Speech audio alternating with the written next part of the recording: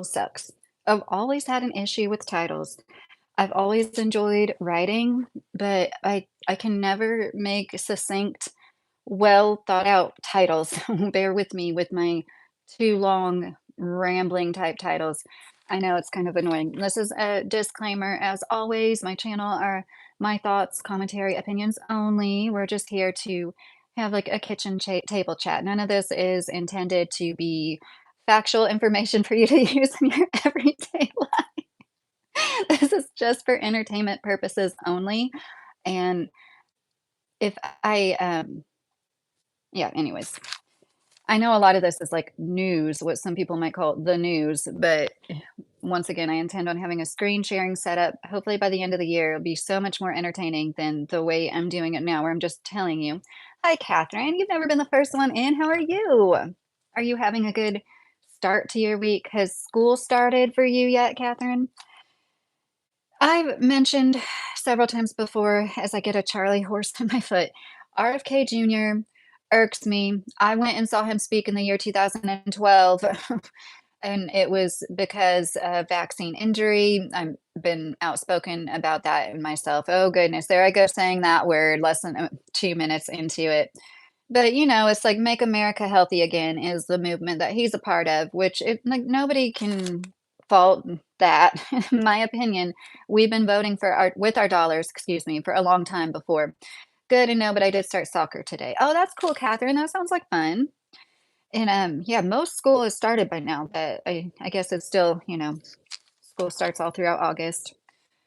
Recently, there was this news story, and I thought this was really interesting because I'm very passionate about pesticide use myself. If you know much about monocrop farming, it's just like disastrous what is in our groundwater. And often, like when you can only fish X amount of fish out of a river, it's because of farm runoff. It's because of pesticides and chemicals used on farms that end up in our groundwater that run into streams. That is one reason. Of course, there's other contamination that takes place in streams that make you not able to eat any fish or as many fish, right?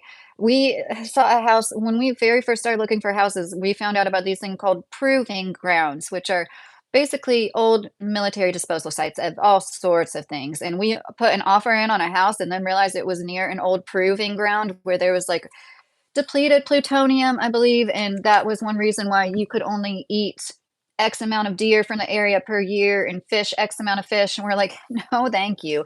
So I say all of that to say, like, pesticide use is serious, and people don't take it seriously enough because we are kind of stuck in the system of monocrop farming. And this was something that they said they were going to tackle, but then some draft came out, which the White House said it's purely speculative literature, not to listen to it. But this draft said they're not going to do anything about the pesticides as they claim to do.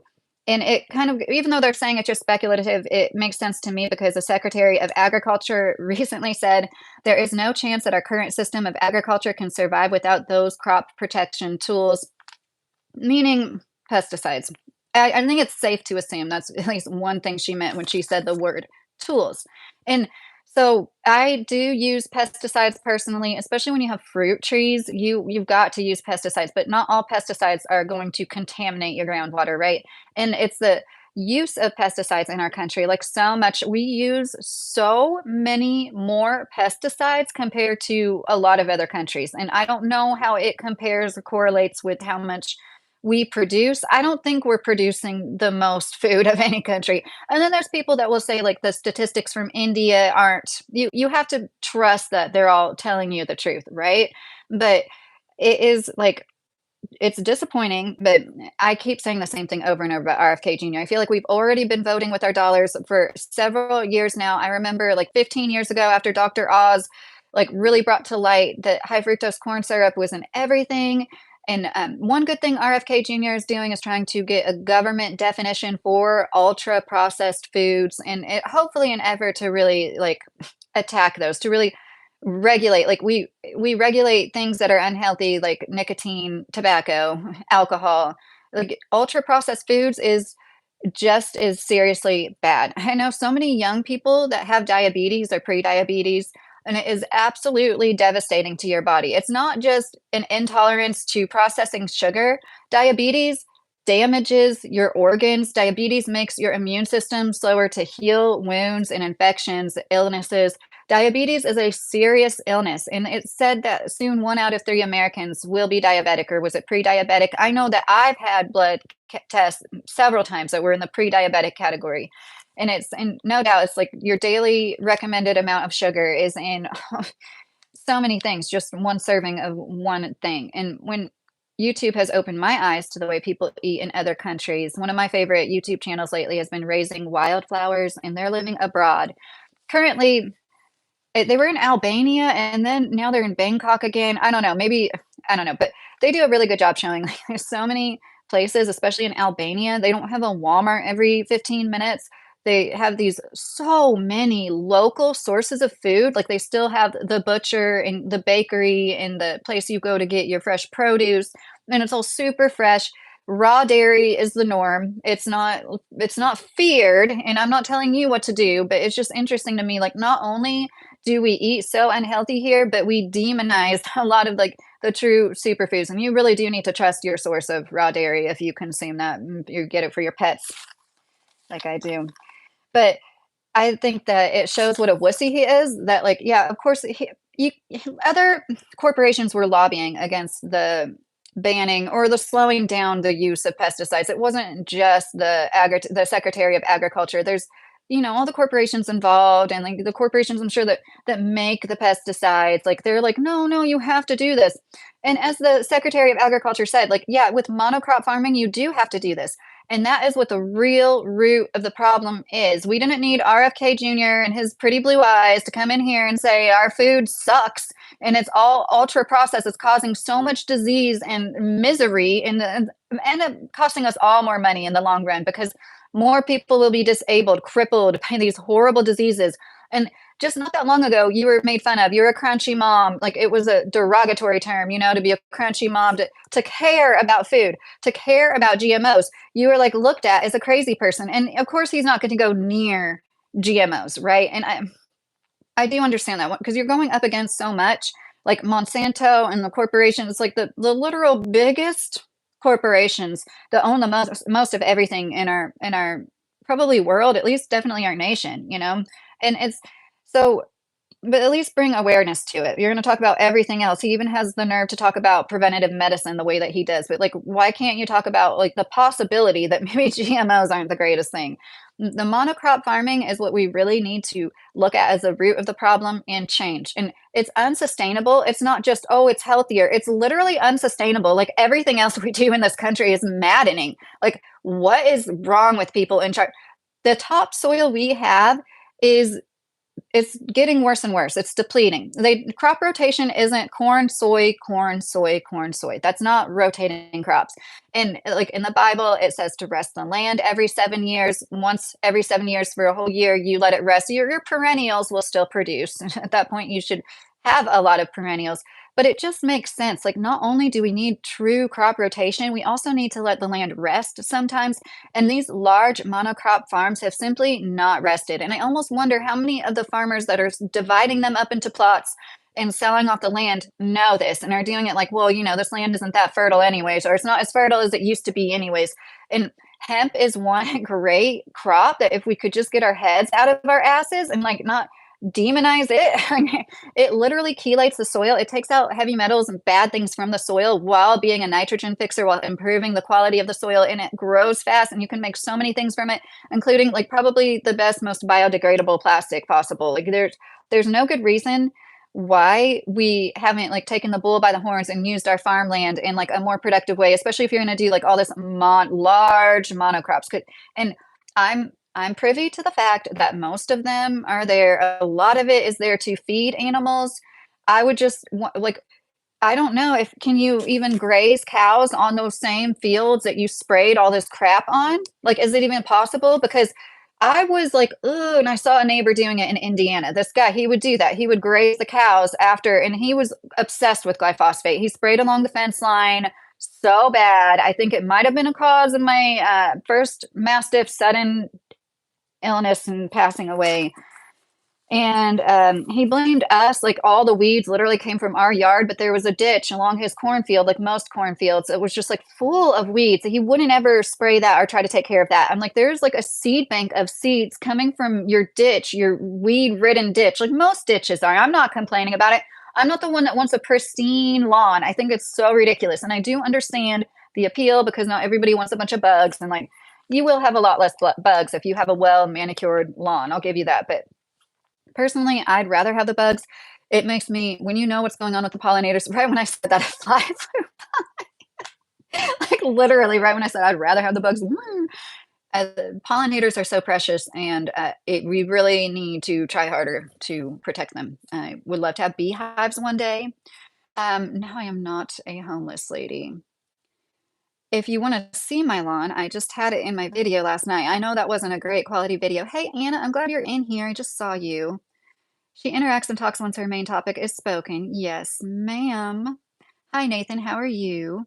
Danny, I know my title was very long. I have a few topics. I was talking about RFK Jr. and how it came out. Like there's this draft, the White House called speculative, that he's saying they're not going to try to reduce pesticide use as was once in the Maha plan. But the Secretary of Agriculture said there is no chance that our current system of agriculture can survive without those crop protection tools, meaning pesticides, in my opinion, at least as one of the tools. And it's so devastating to all of us and our groundwater, this crop runoff. Another thing a lot of people don't talk about is embalming bodies. Like, we don't need to put all these horrible cancer causing chemicals in bodies to then just like leach into the ground and go into our groundwater. Nobody needs to, except for certain situations. There are a certain few exceptions, in my opinion. Like, I do believe embalming is more appropriate, like such as when there's some contagious disease. There's something like a soldier, I don't know, like coming, there's some reason why there's going to be a longer amount of time until the funeral can happen, and that person's body needs to be preserved. And except for cases like we need to get over it, we need to get more used to what a body looks like when it's a few days dead, and like we used to take care of our loved ones who had passed so much more. And that also became a money making business not that long ago, just like 120 years ago. I believe it was in the late 1800s ish. Undertakers became a thing, and it started as like taking the body away, like after you had your wake, after you took care of it for a few days, had it on ice or this bed with the ice below it, and visited with them, and had your little family things, and then the undertaker, and then it turned into, oh, as soon as that person passes away, we come and get it, we prepare them, we have their funeral. And it doesn't have to be like that. It didn't always used to be like that. And that's another thing that, oh, I'm going to bring up later, how like Park Rose Permaculture is one of my favorite YouTubers, and she brought something to light that just floored me, but that's later. So the artificial dyes, like I already mentioned, high fructose corn syrup, seed oils. More people. RFK Jr. wasn't the first person to announce that seed oils are bad for you. A lot of us have already known that, and I'm kind of tired of the false prophets coming in a public place and like acting like they're. And I'm not even. It's other people more so than him. Really, he's not the one being like, I'm the pioneer of this. But it's like how people act like, no, we were already voting with our dollars. We were already reducing the amount of crap that was in everything. I saw it with my own eyes because, like, when I found out the truth about especially food dyes and the way they're known to cause behavioral issues in children, we use food dyes here in this country that are outlawed in other countries, but you're made fun of. You're too much. You think too hard about it. You're a Debbie Downer if you care about stuff like that. I can't tell you how many times I was made fun of for being on the gluten-free, dairy-free diet, and I do understand it. I understand it if it's never personally affected you and you've never seen the difference in yourself or a loved one, how that gluten-free thing seemed like a fad for a little bit. But I think at this point, it's undeniable that there's a lot of people out there, like you used to, not that 15 years ago, you had to have celiacs for anybody to ever take you seriously about having a gluten intolerance. Now it's like plain clear as day because so many of us have witnessed it ourselves. Like there's definitely such thing as gluten intolerance or sensitivity that isn't as severe as celiacs and isn't going to show up in a celiacs. Whatever they do, they like take a sample of your small intestine, I believe, right? It's like in your villi or something. I think it's a fair question from Caleb. Oh, Caleb asked a question. Let me see. Oh, and I already said I showed my lawn on my video last night. I know what you guys are trying to do, but I'm not. Look at you acting like she knows stuff. BLM said. Well, like I said in my beginning disclaimer, this is just a my commentary opinion. I don't think I know that much more than the average person on a lot of things, but when it comes to this stuff, like I think I know a little bit more. I had to get IgG, IgE, allergy test, as well as ALCAT test. That's the difference between like ALCAT takes a bunch of vials of blood and shows it like in an actual real time reaction to the allergen. They like put your blood with the food dye, put your blood with the dairy, and see what happens. The IgG, IgE, which is more standard, it's just like looking for antibodies in your blood. It's not going to be as definitive. And some doctors will blow it off altogether. But like if you've ever had a child that had issues, like I don't want to go into my children's medical issues, but like one of them had trouble gaining weight. And the doctor's like Pediasure, just give them more Pediasure. And then the constipation started. And then when I took it the alternative route, which is really what should be the main route, I had a chiropractor use his Medicaid and do the food allergy testing, and it was just IgG, IgE. And then he said he had never seen a kid with so many sensitivities, and the biggest sensitivities were like literally everything in the Pediasure, especially corn, because it was like maltodextrin was like the second ingredient. And yeah, we put my kid on a special diet. He started thriving. He's always been a thinner person, this child, but like he was underweight to the point where we had neighbors asking questions about it. Like that's not a good feeling. And then especially, you get ill sometimes you might lose a few pounds. Like it was like he had no weight to lose. And it was because his he was so sensitive. And it's one reason I got into this. I showed you it before, the gut and psychology syndrome. Like this is actually, I couldn't follow this diet with my kids when they were younger because it literally like it goes in stages. You start off like eating broth. I'm not kidding. It's like broth. And you slowly add things and it's like so sugar free. I had a doctor who was trained in this helping me, a naturopath, and I still stopped that diet with my kids because I didn't like the way it was obviously making them feel ill. And she said, what did she say? Like, give them half an avocado or something. I gave them a banana. I was like, I think these kids need like some, anyways, been through a lot when it comes to dietary things I've seen with my own eyes because of what that was my oldest child. I'll just say that. The middle son was barely born at that point. He was on such an excellent diet because we just found out the truth about the standard American diet. And I had at this point already had health issues my whole life too. So I was like, maybe this is part of my problems. And that son, the middle son that grew up eating fantastically, he's 15 years old. And when we ask him what he wants at the grocery store, he asks for sparkling water. And he's like, all I want is sparkling water. I'm like, he's so good with his diet and mindful with sugar. Like he obviously craves it less than like any of us that didn't grow up in our very most formative years. I don't want to make anybody feel guilty because we couldn't afford to feed our youngest kid like that. I feel like I fed him a little bit better than when I was a 19-year-old mom, with the 20-year-old mom with the first one. But we couldn't afford especially at this point, we have two teenage boys to feed also, right? Which eat more calories than a pregnant woman. Like, anyways, we have done all right. He definitely, eats well, but he also will eat anything sugar you put in front of him. The middle child that was raised with very little processed foods and very little sugar comparatively, he sincerely eats differently to this day. We're the healthiest country in America. Like, why did I I work in the food industry. Sorry to hear that, Mr. Gigster. I was a waitress for a long time. Ren, I didn't even know there was a standard American diet. What is it? I thought it was whatever you find healthy and you just give that to your family. Ren, standard American diet is what people call like basically a lot. Like our diet is very poor overall. Some people eat better. Most people do not eat well here. I don't know where you're from, Ren, but like I was talking about Bangkok earlier, like to see their street food and how much fresh produce and like good whole foods they have, like rice and meats and fruit and vegetables, like even in a large city here, you couldn't find a whole street that every single day, every single night has all these fresh, great foods available. They're even more mindful about growing their food in every small space that they can. And it's such a shame here. A lot of us eat standard American diet would be like, eating fast food very often. Some people eat it every day. I've had stints in my life where I ate it every day. So once again, I'm not trying to like shame anybody. It's just it, Cancer is so serious, and they say, like, 1 out of 3 people will die from cancer, 1 out of 3 people will get diabetes or are pre-diabetic. It's like, these are things that we can take into our own hands, and often people, like, they have to go to through a rock bottom before that they do, and it's really sad. Science doesn't matter more than profit, obviously, because there is so much science available to show how bad and detrimental these things are. And if they if they cared at all, especially about our children, they wouldn't be just like, "What's going on?" And Park Rose Permaculture talked about how there's these Medicaid cuts where in 30 states, if your parent has to have long-term care. If they're in a facility, their Medicaid gets pulled out from under them. They don't have Medicaid to pay for it anymore, which is the way most of them do these days. You can be gone after to pay for their care.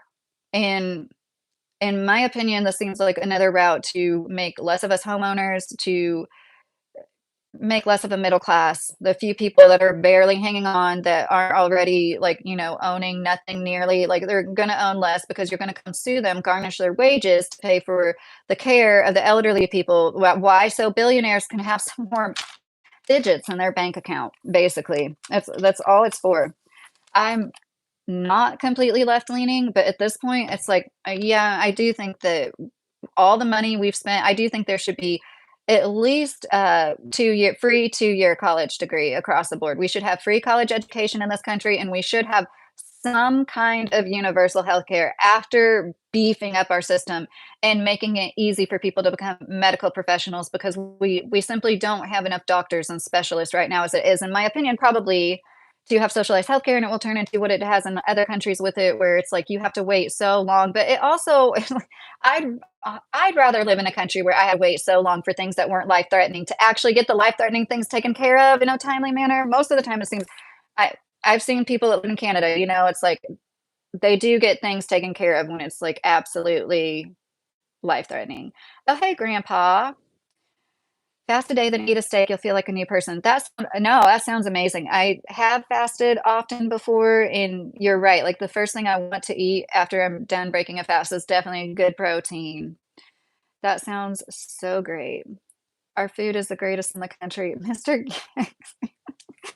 We do have great food, but overall, most people are not healthy. Just watching these videos, like I was talking about, like the Bangkok one, like, they're just like you see the population, and I'm not making fun, like, people here are not healthy. Like, the people here have the means more so than other countries, and it's sad. Like, it makes me sad because I do understand, like, when you're not raised to cook from scratch, it's not instilled in you, and it's really hard to make these changes. Oh, Addie, I hope you have a good work week. Thanks for stopping in, if you're still in here. Sky, are you really on Easter Island right now? That is so neat. Oh, hi, Peter. Don't say that, HK. I hope he's resting. We got better healthcare here than in Africa than you guys, Samo said. Well, yeah, and, like, people there, probably 1 out of 3 people are like, and people would say it's from detection or whatever, that we are, like, detecting the cancer more, but no, in my heart, I don't believe that, like, people like, I follow a Catch Joy Winnie's post her videos a few days ago, one of her videos, and, like, the way that they eat, she was talking about, like, this fermented milk they eat so well, like, and she's amazingly healthy, her skin just glows. So, yeah, I just had to reiterate that I think RFK Jr. is a false prophet, and I'm gonna talk about our other least favorite false prophet here at the end of my little, news segment. I saw this video, once again, Park Rose Permaculture. I really like this lady. She's definitely left-leaning. She is a total lefty, but she is so accepting of everybody. She's not one of those lefties that's like, "Ha, ha, ha, leopards eating their faces," like some and she even called that out, like, "That's not productive, we're all Americans," and her dad is from Kentucky, so when I found that out, I was like, "Okay, that's cool." That's one reason I like her so much, I feel like, she was raised by a good Kentuckian. She's a good woman, homeschooled all 4 of her kids, like, she's so cool. She makes clothes, she can knit and sew, and, like, she calls her channel Park Rose Permaculture because that's what it started as, was a permaculture. She has a great garden in her small yard, and now she's making more political videos, and I saw the Medicaid thing I talked to you about, how in 30 states, children could be liable for their elderly parents' medical debts, She also posted a video today about ICE. Like, it's this it was hard to watch. It's sincerely upsetting and hard to watch. If I could screen share with you guys, I don't know if I would want it on my channel. It was severely disturbing. And when you really think about everything going into play here, is these ICE agents tackling one man. Of course, it's like a handful of ICE agents there to tackle one man. And because they're trying so hard to just be as she said brutal. I can't think of a better word. As brutal as possible while they're detaining these people. One of the ICE agents falls right back on his head, and it looked like he was wearing a helmet, but even so, immediately he bounces up and is, like, obviously hurt, and he's, like at one point, it looks like one of his feet is twitching, like, that is not good, and if you didn't know, the back of your head is the worst place you can hit your head, like, if there is a good place to hit your head, it would definitely be in the front. You don't wanna hit, like, the back of it, and this guy he ended up, like, getting up and walking off the scene, I guess, but there was somebody filming it, and this was in Washington, DC, and he's like, "What department are you with?" And, of course, they wouldn't answer. He's like, "What are your badge numbers?" Wouldn't answer. All their faces are covered. This is all so disturbing, going against all these constitutional rules that we have in place when it comes to detaining people. And the only thing they really responded to the guy that was filming them, they said, he said, "You're ruining this country." And he said, "Liberals ruin this country." And it's just such a good example of what I think has been planned for so long. And in my opinion, I've been outspoken about immigration, what happened in the town I basically grew up in. I am from Kentucky, I am, but I grew up in a small southern Indiana town that was absolutely overrun by immigrants in the last it's been happening for 30 years. But especially in the last few years. It's one reason we moved back to Kentucky when we did. And it's like nobody would want what happened there to happen to where anybody. It's not racism. It's like, "Oh, thank you so much, Adam. You're so sweet. Thank you. I really appreciate that. You don't understand how much it means to me when you give me money." Thank you so much. Mr. Carey, hey. How are you doing, Mr. Carey? I'm glad you can make it.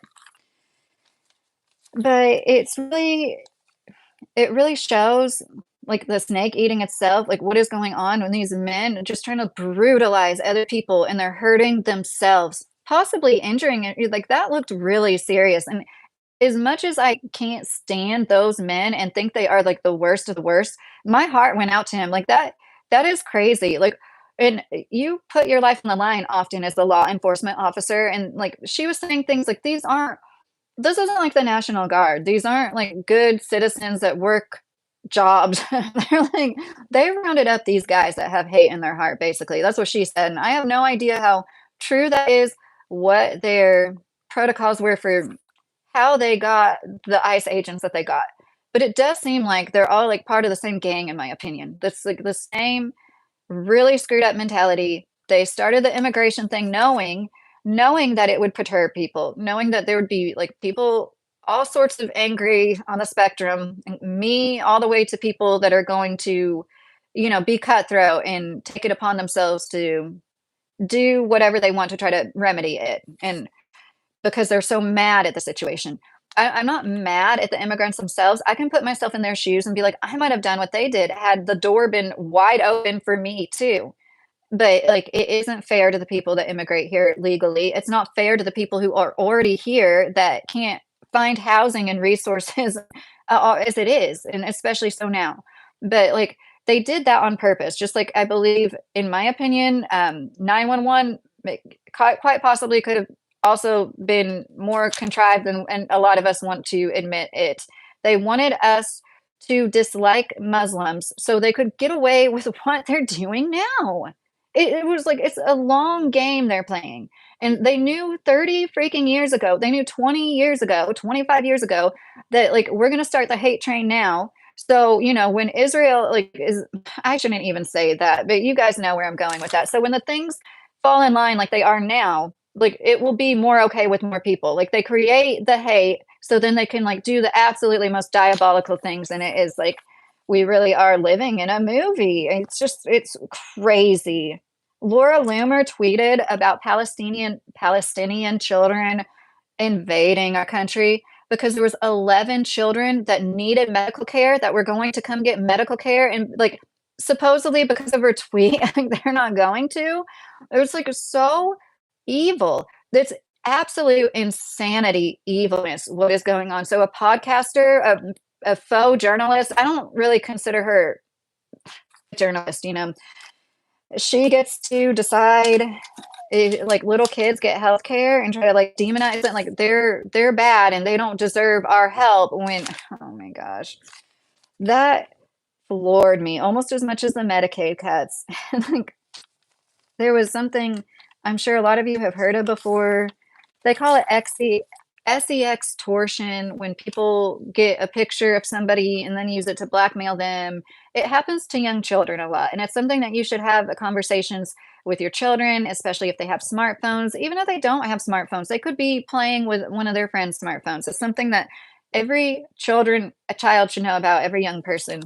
And now with AI, they can just use your face and, like, they attach it to a body using AI, and, like, you don't even have to be sending them the actual news. It's like, this is so once again, demons everywhere. Like, I don't care who thinks I sound crazy. I know there's enough of you out there that, like, get it, and, like, we can agree, like, you have to be so vigilant with everything, and in my opinion, they make it literally impossible nowadays. It's literally impossible to get a phone that doesn't have the internet. Try it, try to find it. Even the phones that say they don't have the internet, they have a way to unlock it and have the internet on it. These really expensive phones for kids.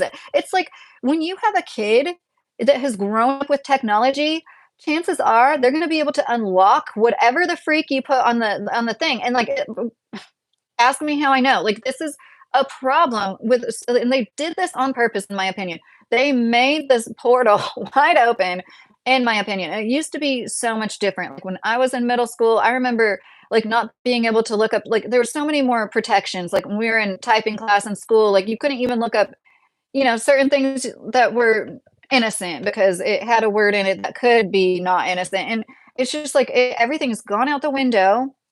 I do believe that it's part of the issue with, oh, grandpa, I hope you have a good week.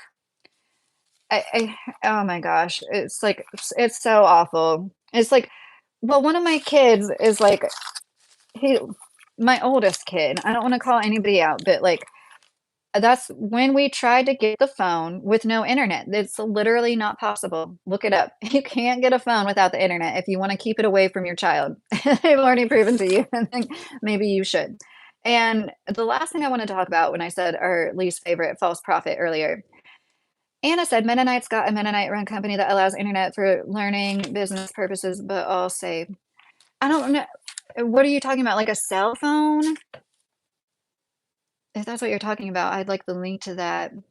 But yeah, it's been a little while, but the last time it's been 2 years, I think, but yeah, it was even the one phone that's, like, marketed the most to not have the internet, it does, you can unlock it and have the internet. It's like, why do they make literally nothing?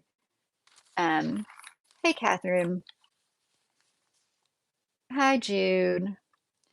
So, the other night when I was talking about Titus, I like, when I re-listened to it, I don't know why I was like, in my opinion, once again, this is all my commentary and opinion, especially when you're, like, putting your life out there on a public platform like YouTube, you're allowed to make commentary just like anybody could make commentary about me if they wanted to. But I kept making excuses for Stephanie. I don't think there is any excuses. I think she's an enabler. I think that women marrying men like Titus legitimizes them in a way, and that is something a tale as old as time. One of the sickest things we like have this theme of like evilness tonight. One of the most sick things I've witnessed in my life is the way that some women enable some men, in my opinion, to do the worst of the worst. And even if you're not doing that, just the act of being like, yeah, this man is good enough for marriage. I'm gonna marry him, and like that, it legitimizes, it does. Men who are married make more money. Is that because they have some kind of motivation going on, or is that like some outside perceived notion of them being, some guy that it's just a thing. It really is a thing. And the more I thought about it, and I was like, I even said to Anna, I'm like, yeah, we're not talking about her because I just want to be so careful. But like, like she's going to share her life. She's going to tell her audience she'll be there on the 15th to be baptized and then not say anything about it, or at least make an obvious announcement about it. they could have made a post or something.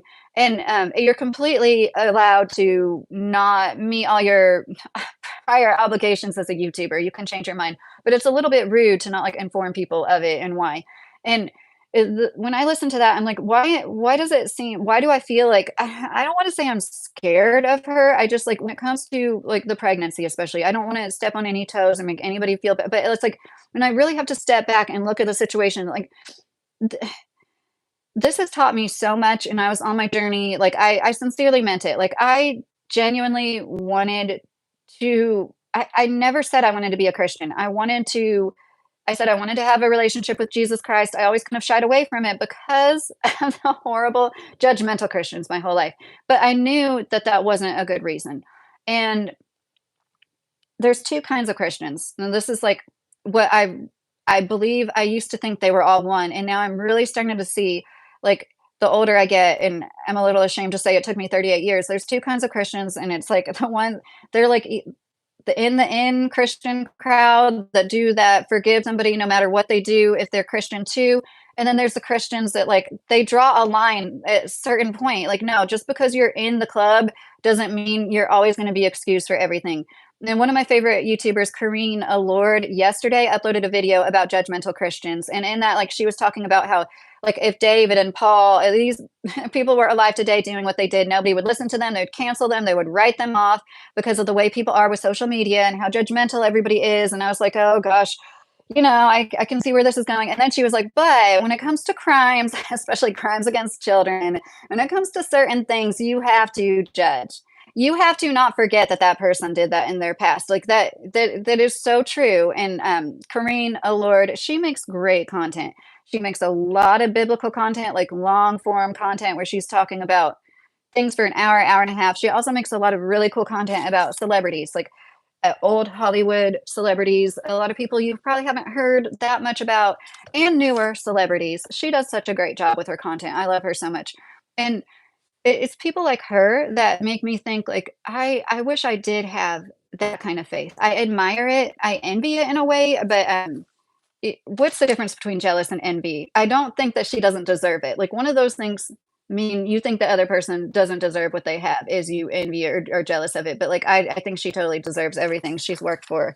But it's really like I've made friends with people. Like I didn't want to I also was regretful of being like, I think feminism means we should be able to live however the fuck we want as women. And sometimes that means you want to dress very modestly and live a certain lifestyle, and that's completely okay. You never really know what goes on beyond behind closed doors.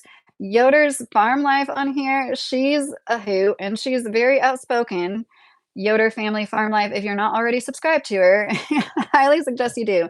And it's like, I remember having this attitude towards older people as a young child, like thinking almost like they were like now that I'm older, I realize how much I look down on them and what an ageist I was, and how just because somebody was really old, I automatically assumed they were feeble, they didn't feel the same things or know this. I think a lot of you can relate. The older I got, I'm like, wow, older people are just like us. They're just older. And a lot of them, they'll tell you, they're like, what? You just blink, you go from being 30 to 60. It just happens. The only thing that feels different is your body. You're the same freaking person. People have always lusted after people. People have always done mind altering substances. People have always cheated. People have always done all the good and the bad things that you can think of. And I don't ever want to come across like I'm judging somebody for like, especially like making friends with Anna for being Mennonite, for being Amish. I say a lot about it because I think people do need to like there's good and bad people and every group of people you could ever look at. Thank you, Mr. Carey. And so I wanted to also, you know, reiterate that, like, I said something that was I don't know how any woman would choose that, but then it's like, yeah, I do know how women would choose that. Like I always say, we're products of our environment. There's a million reasons why anybody would choose anything. It's like not up to you to do anything about it unless they're like hurting somebody or themselves, right? Like that's what I feel like. And when you're becoming a cult leader's like second fiddle, you're problematic as a person. You are lending to the problem. And it's really interesting the way I don't know what to do to bring more awareness. I feel like there should be more awareness brought. I don't know what to do. Like I've never went to their channel and tried to, like, talk to people. When I read through their comment section, it's just like, I just wonder how many of these people know. I know some of them know because they talk to me before. And some of their, like, most devout, I see them and I'm just like, once again, it's not up for me to decide, right? That's one thing I like about Christianity. Like, you do need to have some kind of discernment in order to survive. Like, you have to judge somewhat, right? We have to judge to a certain point. But at the same time, like, it is refreshing to get to the point where, like, I feel like I really don't judge nearly as much as I used to. It's exhausting. It's too much energy to waste. You really do need to leave most of the judging to God. And when it comes to I'm talking about Stephanie and Titus Morris, I really can't stress it enough. It's about the children that might possibly be in the presence. And if you think that I'm overreacting to somebody who did what Titus has done, once again, committed bestiality for over 10 years of his life, got nude in front of children and skinny dipped with them, and had a attempted circumcision in front of a 12-year-old that he wanted his to be his assistant, allegedly. Like, if all of that is okay with you, then, like, this is why it's such a problem. In my opinion, they're everywhere. It is so prevalent. I'm not saying it's 50% of the population, but it is so much more prevalent than anybody that's not a pervert would like to admit to themselves or know about. And so the story about Shirley Temple and the first time she was alone with an MGM executive, he got completely nude in front of her. Like, she was 12 years old. This was what, in the 40s, maybe 50s? Like, this has always been going on, and there's always been people that use their position of power to, lord it over people. And in my opinion, it's like, it's definitely a possibility in a cult like situation. Like, the Amish girl, Martha, I post, she made a video about saying, is the Amish a cult?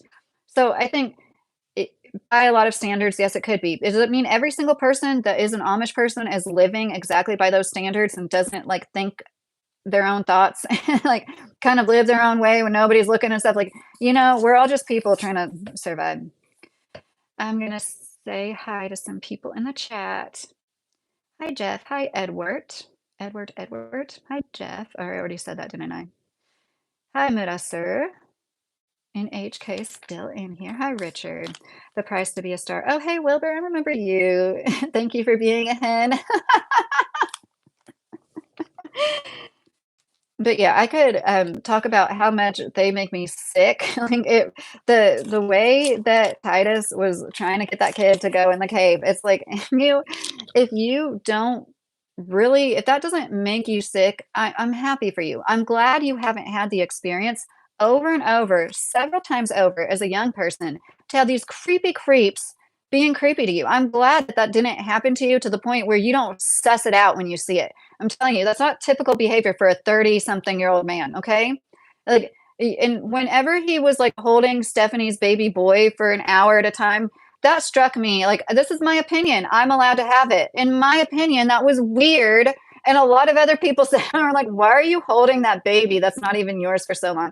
In a perfect world, men would always do that shit. But let's be real. Men don't hold babies for an hours at a time. And, like, that's how much I don't trust men. That's how much I don't trust even a woman that I don't know well. The perversion is so bad. There's so many people that are so broken and lost.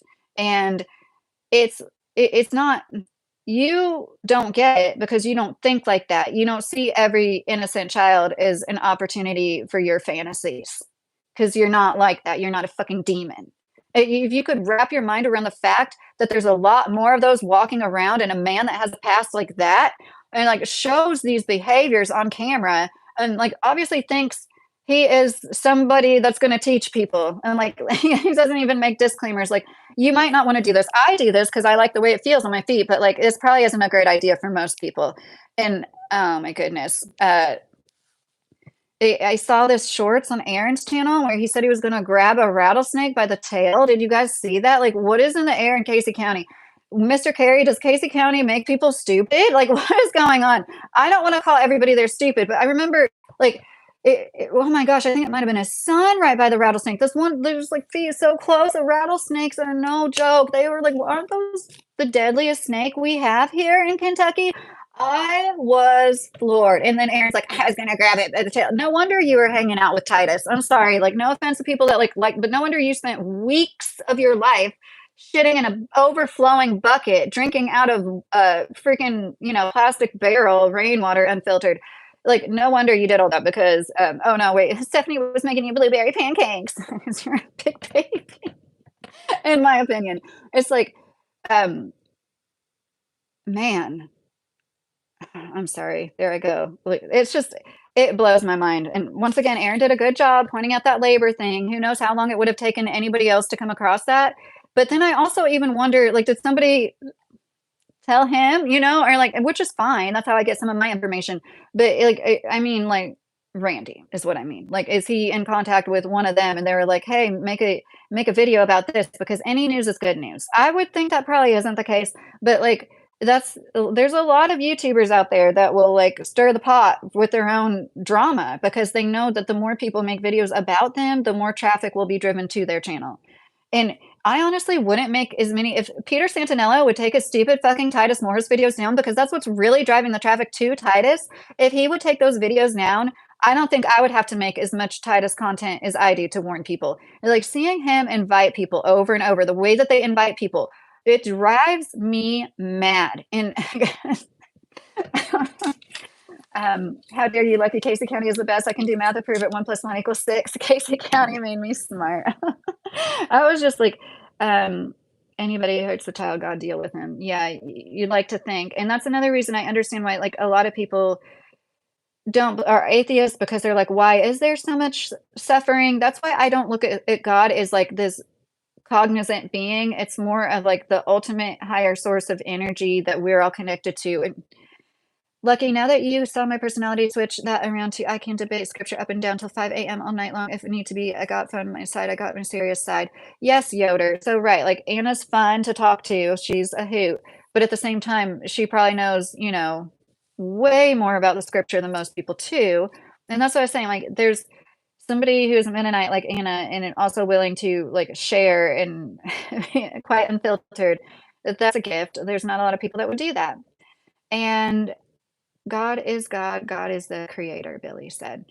I definitely believe in a God. And I know that this might sound blasphemous to some people, but I believe that we are all believing in the same God, anybody that believes in God. And I think like the God that's spoken about in the Bible is the same God I'm believing in. Let me ask you, can you make a seed? Can you make dirt? No, Billy. But we are composed of many of the same elements that make things like the ocean water and stars and I believe, I don't believe in the Big Bang. That kind of comes off as I'm saying, like, I believe in the Big Bang. I definitely believe like sacred geometry has given me a lot of faith. I know it might sound silly, but when you see the design, like the underside of a water lily literally looks like a placenta. It's like bronchioles and lungs. The same designs run in nature. The way branches grow on a tree is the same way the seashells spiral and everything. I think that's so beautiful, and that was definitely not some, like, lucky mistake. The absolute truth is hard to accept. You can't make up your own truth. The truth is the Bible. Well, DVR, Chris, whatever. I'm sorry, I'm not saying your name right. You're totally welcome to feel that. And I always say there could be a point where I believe in the Bible and everything in it, and that's what I say, But like right now, I just can't lie and say I definitely believe in the Bible. If you move to Casey County, please ask a share first before you buy or rent there. Make sure your neighbor or landlord isn't nuts. Good warning, Mr. Carey. The cells and plants make a protein that form a cross. Oh, I didn't know that, Yoder. Oh, should have asked, can you make a platypus? We are on the same page. I do not want to see anyone harm a child ever. Hey, DMC, I remember you. How are you? Right, and it's like never ending upsetting. Every time I see them like talk about inviting people there, it's just like I don't get it. I don't get it at all. I thought about offering to have a daycare, like doing that as a source of income, babysitting a few kids. But because of my 8-year-old child and his special needs, I think that would be unfair to the rest of the kids, Like you have to know your situation and not be greedy and not just because I think like our location, it'd probably be easy for me to get like 3 to 5 kids and make decent money because like people would love to have something like, we're in like a little country town closer, but Yeah, I wouldn't wanna do that to my child or any other child present. You're gonna this is why, like, usually there's a bishop that, uh what's the word? It's not certifies, but there's somebody that says, like, "Yes, you can be a minister," and, like, you can't just say, "Yes, I can do this," because there has to be some kind of checks and balances when it comes to inviting people to your property to worship the Lord, but, like, once again, it's a free country, right? Like you said, there's a lot of liberty in Liberty, Kentucky, and, like, it is one great thing about rural Kentucky, like I was saying last night, a lot of people still burn their trash, you're technically not supposed to, plenty of people still do it, and there's so much more lax than in Indiana. Lots of people living in RVs on little plots here. They would never allow that in Indiana. And yes, the property tax is higher. You might have I don't think the roads are nicer, honestly. You might have a little bit more when you live in a town like, Columbus, Indiana, Mr. Carey, right? They're nice little museums and stuff. But it's like once you get to the point where you're just like poor anyways, like what's the point of living in a place we can't afford to do anything? TG, I do not have a favorite verse in the Bible. Once I wrote something down to say when people said that, and then I lost it, but it had something to do with having faith. Yoda, you hear how the humble donkey also has a cross. What does that mean, DMC? I love donkeys. There's 2 white donkeys that live on my way to work. They're so darn cute. I am from Kentucky, charred soap. Anybody that has a channel, let us know. Hey, Diggy, is that your dog in the picture? Anybody that has a small YouTube channel, I always encourage people to let us know and, like, as long as you don't spam the chat, of course. But, yeah, I think that the next 5 years or so, it'll be really interesting to see the way that things play out because most YouTube all YouTube channels have a life. Most of them, like, they're not gonna be Mr. Beast. They're not gonna be never ending, keep growing and growing. They tend to like, once you get monetized, you grow for a few years, and then you kinda stagnate, and then you drop off. Like, if you've watched YouTube for any amount of time, I'm sure you've seen it in real time happen to people, and, uh, they can't rely on YouTube income forever. They can't rely on people's donations forever, especially in a time like this. Like, we considered investing in a business instead of buying a property, and then what's the point in investing in anything in these horrible economic times, like, so we can lose our money? And it's I have no idea the exact operations on their farms. I know that it seemed like he did a decent watermelon harvest. I have no idea if they actually sell any crops, if they rent out their land for other farmers to grow hay on or whatever, but they have so much land, they could easily live off that land if it's pastured, like I think. And I just saw Aaron's video today from 2 days ago where he's talking about the selling of the land, and that was all really interesting. The siren noise was annoying as all hell, but, like, he can do whatever he wants with his videos, but he is seemingly doing some good investigative work that looked like he got, like, the deeds from the what, county clerk. But anyways, none of it is a surprise to me. I still don't understand why Aaron has such a hard time talking about the aspects involving children and how innocent children and beings need to be kept away from it. I'll talk about everything else. But that's fine because, we need that too. I think they're fraudulent people, in my opinion. They deserve to be exposed in like any and every way. And once again, that's something people think like, oh, like it's so like quaint and humble. Well, there's just as many drugs, if not more rugs in small countryside towns than in cities. It's really sad. It's because people don't have much to do, and the lack of opportunity often leads to depression and rug use. A lot of these people, unfortunately, they have been injured working their body hard, and a lot of doctors prescribed them opiates and then took them off of it, and then they had to seek the same pain management somewhere else. It's incredibly, incredibly sad and messed up. It's like, I'm sorry, I feel like such a Debbie Downer. Um, New Zealand's economy has taken a hit. I did not know that. I don't watch much about New Zealand, but I know like Australia, like, oh my gosh, the rent in Australia and home prices in Australia, it's just been skyrocketing for a while. Tim, I haven't seen you in a while. So I I know you don't want me to ask you about hobbies, but like what was the last time you were happy? Like, when did you have a happy moment? Like, what were you doing? What activity? There's So many people I feel like, and I've been there before, that, like, suffer from depression. I just feel so bad because everything that's going on right now, like, I just think it's like it's easy to become hopeless. Like, that's what they want. Like, I really do believe, like, population control is going on right now, so it's hard to rise above that, but I do believe that we were put here in order to do that. Like, we're not here to just be victims to them. Sorry. James, I already talked about the subjects that were in my title, such as RFK Jr. and the ICE person hurting themselves, Laura Loomer, Medicaid cuts, yada yada. I'm just talking about how much everything sucks, like usual. Try to put a positive spin on some things.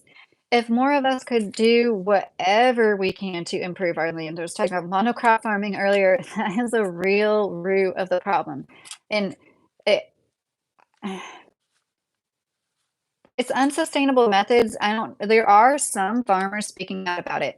And one thing that, like, really, really is an issue, the root systems. Not only a lack of crop rotation, but you're growing these things with, like, shallow roots over and over. You see the difference in soil that has, like, a lot of roots. The way it holds on to water, it's drastically different when it's basically, like, the way it's supposed to be, the way that things should be. And the farther we get away from that, like, these are why the Dust Bowl happened, because of a lack of crop rotation. They're like, "Oh, crap, we need to, like, do they a little bit better," but it's still depleting the soil just more slowly, at least in a lot of places. I'm not gonna say, like, I'm God across the board, all soil is being depleted, but a lot of topsoil is poor, and it's because of crop rotation. So it's like, we wanna cut out the pesticides that's, like, damaging all of us, all of our groundwater. Unfortunately, it's one reason the land is cheap in Kentucky compared to a lot of other states. Lots of agriculture, the chemicals as well as the waste from the animals, it just makes for a lot of groundwater runoff. And it's unfortunate, but, it's the way it is. I filter our water well. Yeah, I don't know how many times my kids have, like, played in a creek or a lake. It makes me sad. I used to play in creeks and lakes all the time when I was younger, but I've seen the creeks and lakes in southern Indiana and Kentucky get more contaminated before my eyes. Um, HK, don't tell him to try gambling. That's not gonna be good for anybody's mental health, in my opinion. Oh, goodness. So, I guess we'll see in real time. I've said in real time like 4 times tonight, I'm sorry. What plays out with Titus Morris and his cult. In my opinion, it's a total cult. It is definitely dying down. When Aaron said something about Tracy giving them $25,000, it's like, if that is true, like, It I just think, "God, give me, like, one benefactor like that, like, send one person my way that's, like, crazy enough about me to give me a chunk of money. I will do something good with it, I promise you. If any of you watching have $25,000 to throw around right now, I will buy a single wide trailer, fix it up, put utilities, get a family like Mr. Carey's family that needs a place to live affordably on their feet, well, they can, like, save up some money and, do like, just more of us that have a little bit of extra space on our land, if we could help people out in that way, I would totally do that. I don't have the funds to do that. If somebody gave me 25,000, if somebody gave me $250,000, so many people and animals would be helped. And that was one motivation to get on YouTube. It is selfish, I'll admit it. I just saw him and what he had accomplished, and I'm like, "Geez Louise, there's an audience for everybody," right?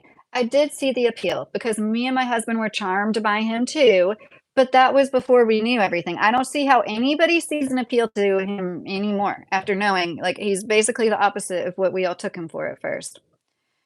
"I have found something that helps pain if you can relieve the swelling. Chaga helps," Billy said. "Oh, that's good, Billy. If I weren't circumcised, lucky I would go to Mexico before I go to Casey County." So another thing is, believe it or not, I've always been kind of against RIC. If you don't know what that is, it's routine infant circumcision. We're one of the few industrialized countries that, like, practices it the way that we do. Something happened to somebody I know. I'm not talking about a son of mine. I don't want to talk about anybody else's medical issues, but Because of an incident when I was younger, before I had children, I found out the truth about RIC. I'm not trying to make any man feel bad about their body, any parent feel bad about the choice they made for their child, especially if it was like in the last 20 years.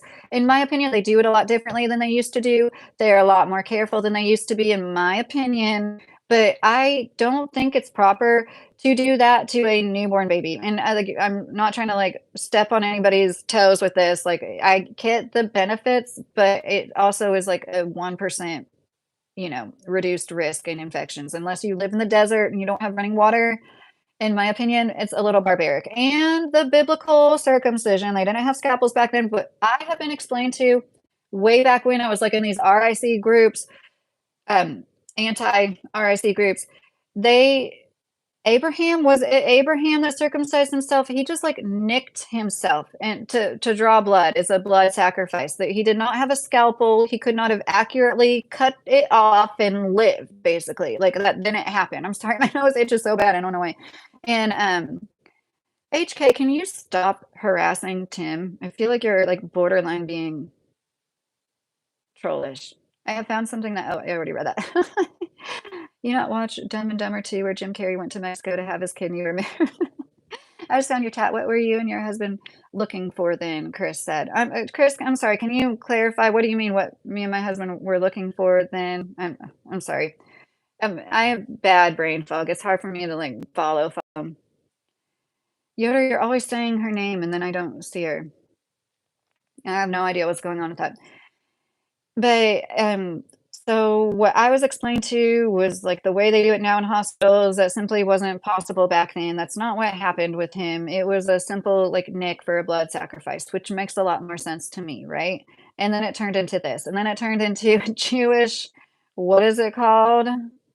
The people that some Orthodox, like some sect of Jews put their mouths on the babies.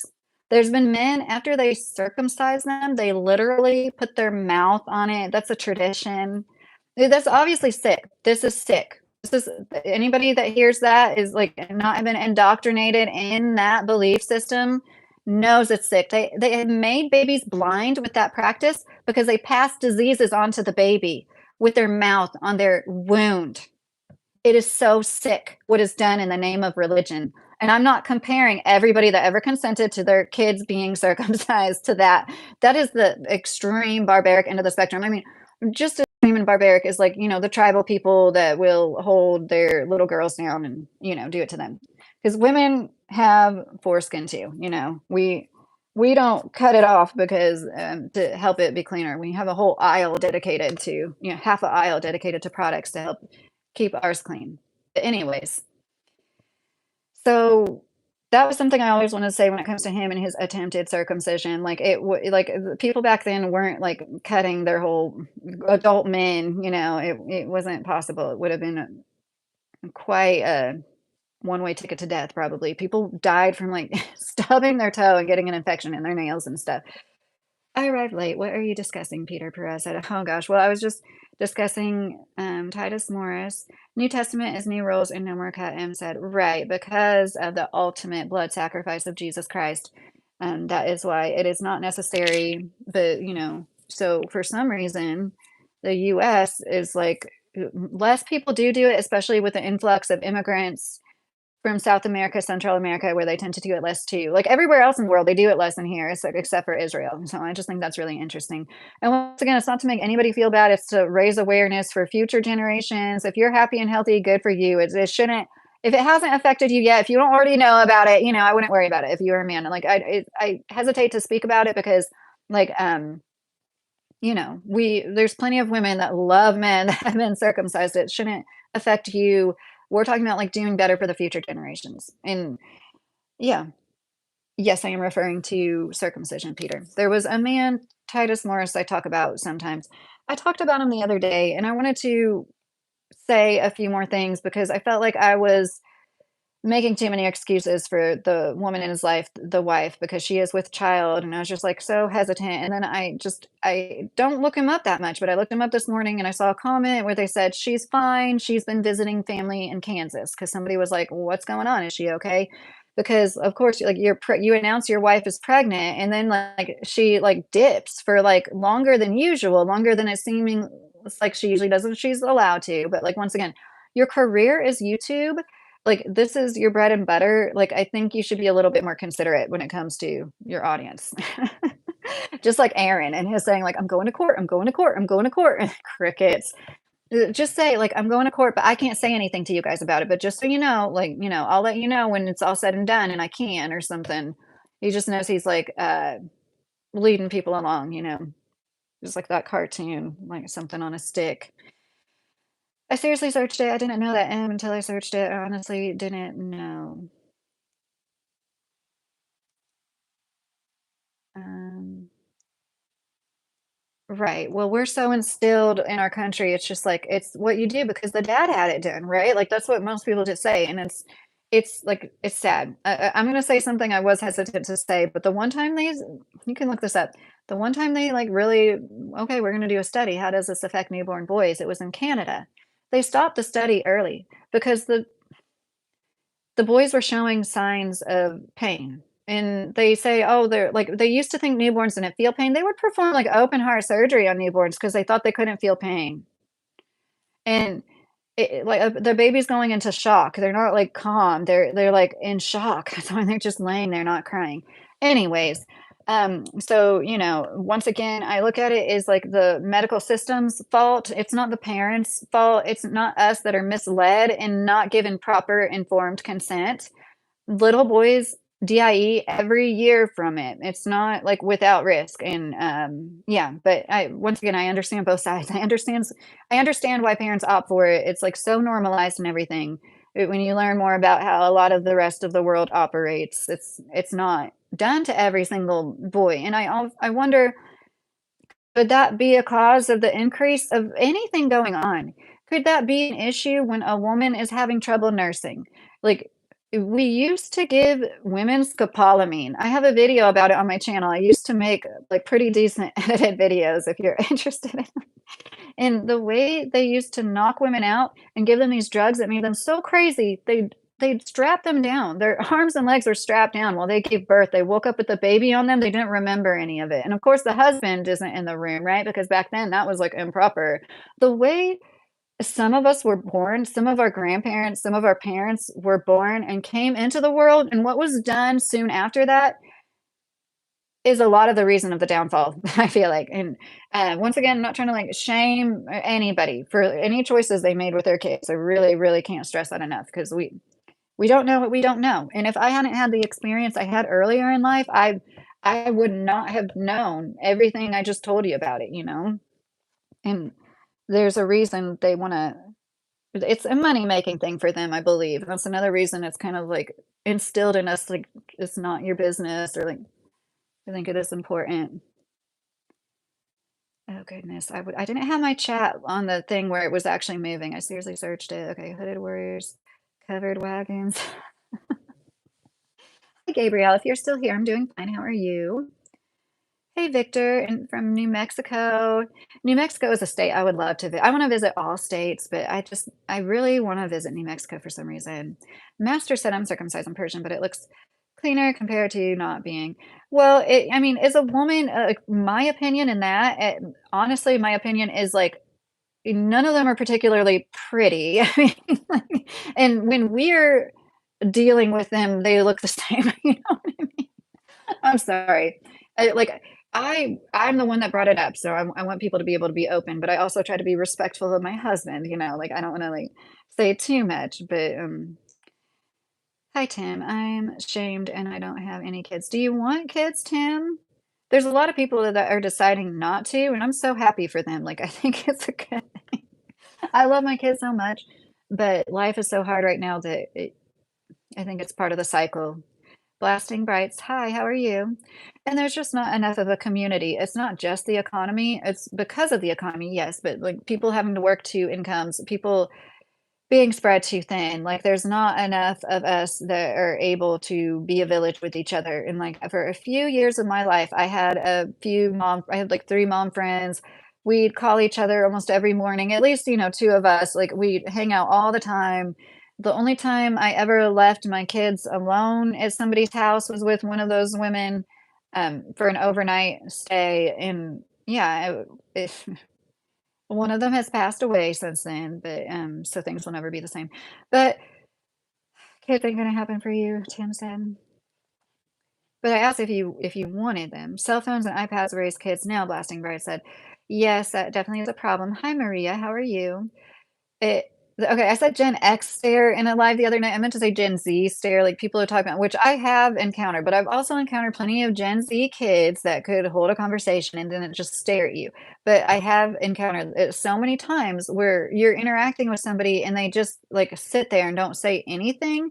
And yeah, once again, it's not all their fault. And the you know what happened 5 years ago, the panini. I hate calling it the panini. They said then, like, who knows how this is gonna affect young people, right? And it's funny to me, like, people will often call homeschooled kids weird. I also have another edited video about that on my channel, and it's like, if you take your kids out and so they'll actually be able to interact with more age groups more easily, and they're not kept in a classroom. My kids 2 of my kids do go to public school now, so I'm, like, advocate for all kinds of schooling, whatever works for you and your kid best, right? Like, but when you keep them with a dozen or 2 dozen of their peers in the same year, like, they're not socializing the same as they would in the real world, right? And, yeah, it's funny to me. I have so many people, "Is it somebody's birthday?" Like, your kids are so happy, like, what's going on? Whose birthday is it? Like, what are we celebrating? These are, like, kids that are joyful and happy and bright.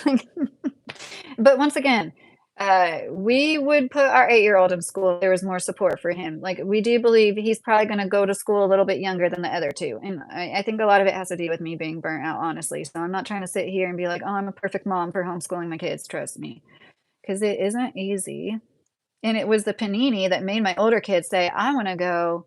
I'm sorry, Tim. Well, you never know. I don't know if you're open to being a step parent, but, like, even if it happened in that way, maybe Keelan. Hi, how are you? Did I say that name right? Keelan? I knew a girl named Keelan. That's such a pretty name. Or is it Keelan, maybe? Where I lived, it's called Salad Bowl for a reason. I don't know what your first comment was. Where do you live? That's not my battlefield parenthood. Some say it's a compliment being stepdad material. I take things one day at a time. So you are a stepdad? Is that what you're saying, DMC? That definitely would be a hard line to walk sometimes, I'm sure. Peter, I we home educated our we have 3 children, 2 teenagers and an 8-year-old. There was 10 years between the first kid and the last kid, and I homeschooled the older boys until one went into middle school, one went into high school. And they walked into 6th grade and ninth grade making A's and B's, sports, extracurriculars.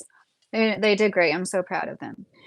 And it was because of how well they did in school that I really knew that the homeschooling was a success. But the whole point was I always told them, if you want to go to school, like you can go to school. They just needed a little bit more one-on-one.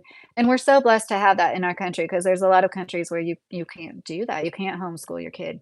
But it worked out for us. My youngest kid is the most delayed. I mean, he's had the least therapy because of the way everything worked out.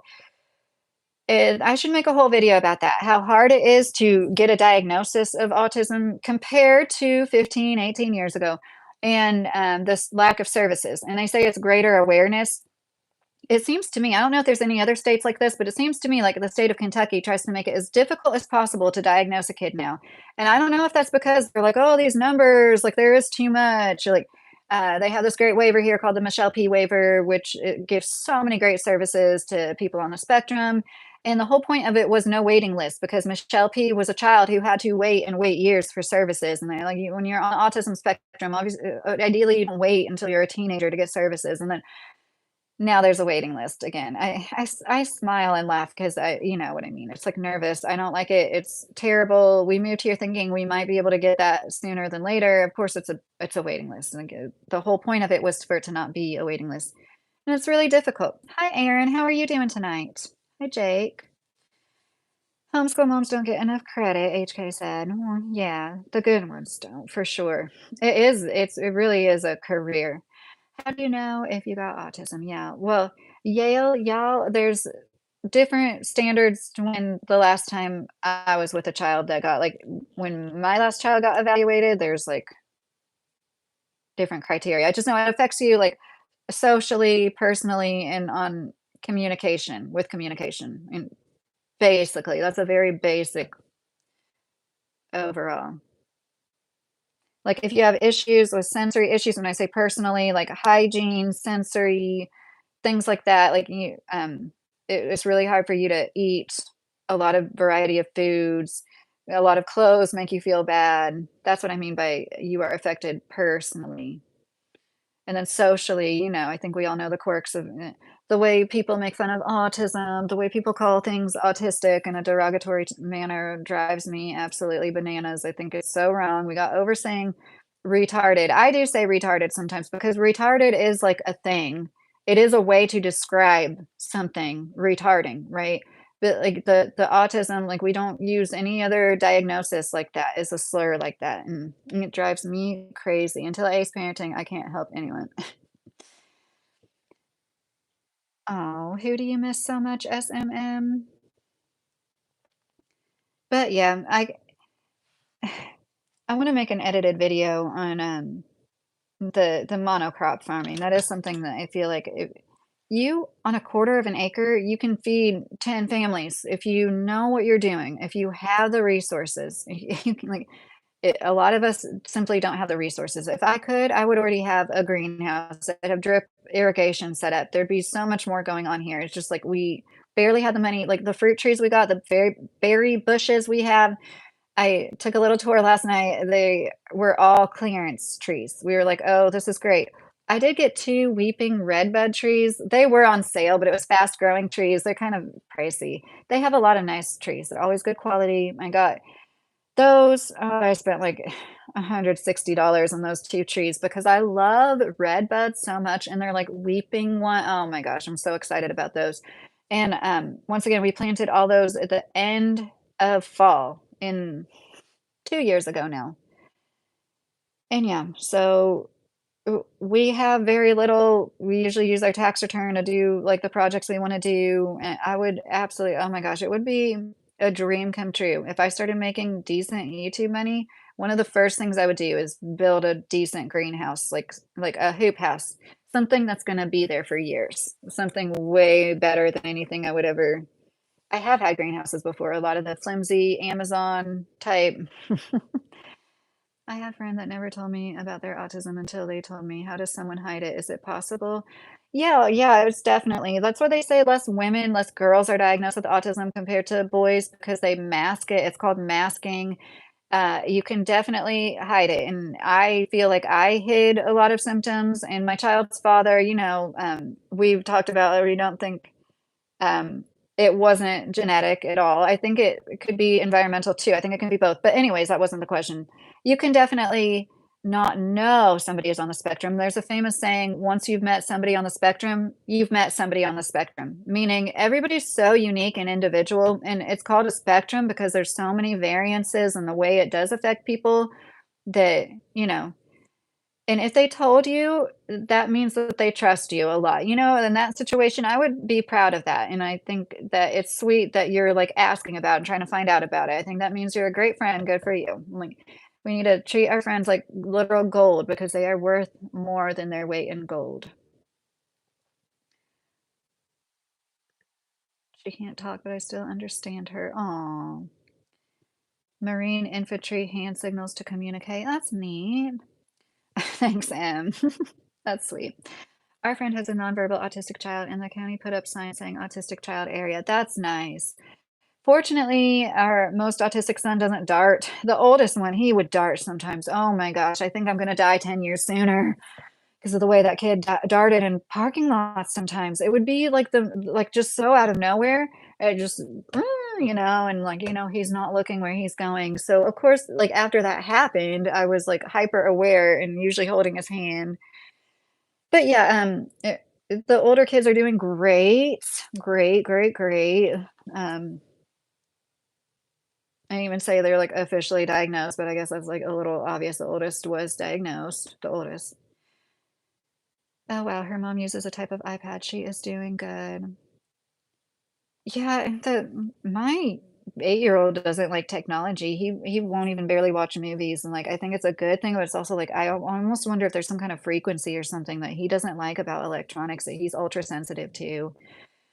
You haven't smiled in quite some time, Tim. Like, I know I don't wanna get on your nerves, but I feel like you come back because, like, we are clicking somehow, but, like, I don't wanna patronize you, but, like, because I know people are gonna be like, "Oh my," like, I don't know, but I'm just like, when I'm feeling down, like, I know I look up cat there's a few funny channels that I follow that I know, like, oh my gosh, no matter what.